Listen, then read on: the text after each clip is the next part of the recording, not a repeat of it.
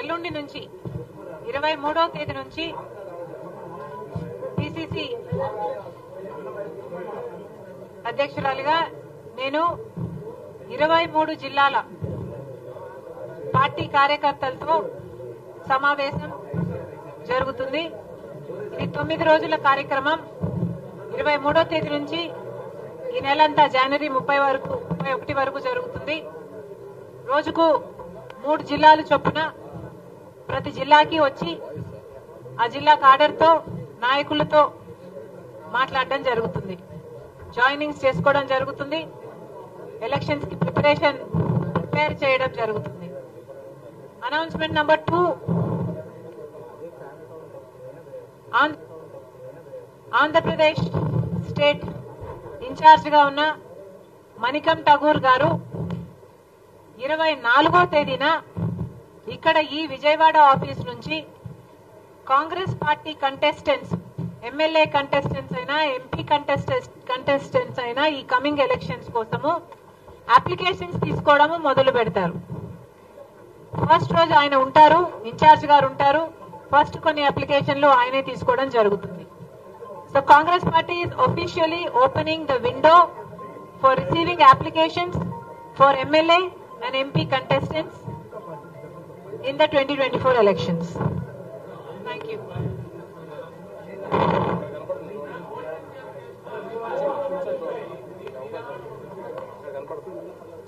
I am very happy to be in Andhra Pradesh. Andhra Pradesh బాధ్యతలు నాకు అప్పగించడానికి Congress party నా మీద ఎంతో నమ్మకం ఉంచింది. ఈ నమ్మకాన్ని వమ్ము చేయకుండా కాంగ్రెస్ పార్టీని బలోపేతం చేయడానికి రాజశేఖర రెడ్డి గారి చివరి కోరిక రాహుల్ గాంధీ గారు ప్రధానమంత్రి కావాలి అని ఇటీవల కాలంలో నాకు గట్టిగా ఈ అంశం పదే పదే గుర్తు రావడం, ఎందుకంటే మణిపూర్ లాంటి ఘటనల వల్ల మన దేశానికి బీజేపీ ఒక ప్రమాదమని, BJP is dangerous to our country అనేది నాకే కాదు చాలా మందికి అర్థమవుతున్న విషయం. కనుక రాజశేఖర రెడ్డి గారు ఎప్పుడో చెప్పిన మాట 14 సంవత్సరాల కింద రాజశేఖర రెడ్డి గారు రాహుల్ గాంధీ గారు ప్రధానమంత్రి కావాలి అని కోరారు. ఆ మాట ఈ రోజుటికి ఎంత వాస్తవం అవుతే ఎంత బాగుంటుంది అని ఈ రోజుటికి కూడా నాతో పాటు ఎంతో మంది భావిస్తున్నారు. ఎందుకంటే only the Congress party is the largest secular party of this country. BJP party లాంటి రైటిస్ట్ పార్టీలు అధికారంలో ఉంటే మణిపూర్ లాంటి ఘటనలే జరుగుతాయి. బీజేపీ పార్టీ ఇప్పటికే ఆంధ్ర రాష్ట్రానికి చేయాల్సిన అన్యాయం అంతా చేసింది. స్పెషల్ స్టేటస్ ఇవ్వకపోవడం అయితేనేమి, పోలవరం నెగ్లెక్ట్ చేయడం అయితేనేమి, అమరావతి విషయంలో చిన్న చూపు అయితేనేమి, వైజాగ్ స్టీల్ ప్లాంట్ ప్రైవేటైజేషన్ అయితేనేమి, సంవత్సరానికి 2 కోట్ల ఉద్యోగాలని చెప్పి మోసం చేయటం అయితేనేమి, రైతులకి ఆదాయం రెట్టింపు చేస్తామని చెప్పి రైతులని మోసం చేయడం అయితేనేమి, ఇలా 1 కాదు 2 కాదు అన్ని విషయాలలో బీజేపీ పార్టీ ప్రజలకు, ముఖ్యంగా ఆంధ్ర ప్రజలకు ఇంకా ఎక్కువ అన్యాయం చేసింది. ఎందుకంటే స్పెషల్ స్టేటస్ మనకు వచ్చునుంటే ఆంధ్రప్రదేశ్ నిజంగానే ఎంతో అభివృద్ధి చెందుతుంది. All the more reason Andhra Pradesh ప్రజలు బీజేపీ పార్టీకి బుద్ధి చెప్పడానికి దే హ్యావ్ ఎవ్రీ రీజన్.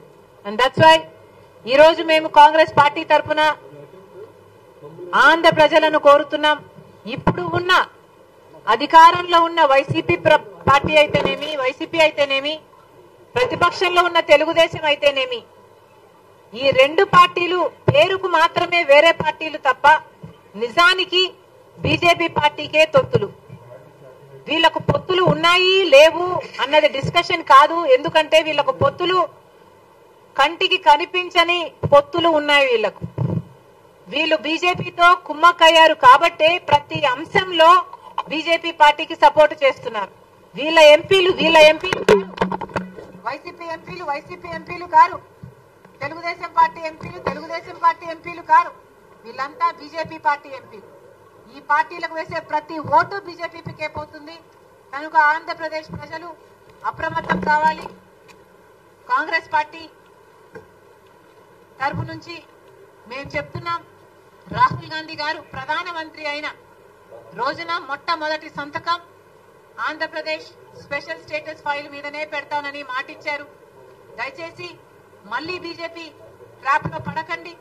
ఈ వైసీపీ అయినా తెలుగుదేశం పార్టీ అయినా వీళ్ళు ట్రాప్ లో అసలే పడొద్దు. ఎందుకంటే వీళ్ళు ప్రజలకు స్వలాభం కోసం ప్రజల ప్రయోజనాలని తాకట్టు పెట్టారు. గత 5 సంవత్సరాలలో ఒక్క విషయంలో కూడా వైసీపీ ఎంపీలు గాని తెలుగుదేశం పార్టీ ఎంపీలు గాని బీజేపీని వ్యతిరేకించింది లేదు. ఎందుకు అని అడుగుతున్నాం. ఆఖరికి మణిపూర్ ఘటనలో కూడా బీజేపీ పార్టీని వ్యతిరేకించలేదు అంటే వీళ్ళకు మాటికి బీజేపీ పార్టీతో పొత్తులున్నాయి. ప్రత్యక్షంగానో పరోక్షంగానో ఏదో రకంగానో బీజేపీ పార్టీ కోసమే ఈ 2 పార్టీలు పనిచేస్తున్నాయి. కాబట్టి ఆంధ్ర రాష్ట్ర ప్రజలు అప్రమత్తంగా ఉండాలి. Thank you.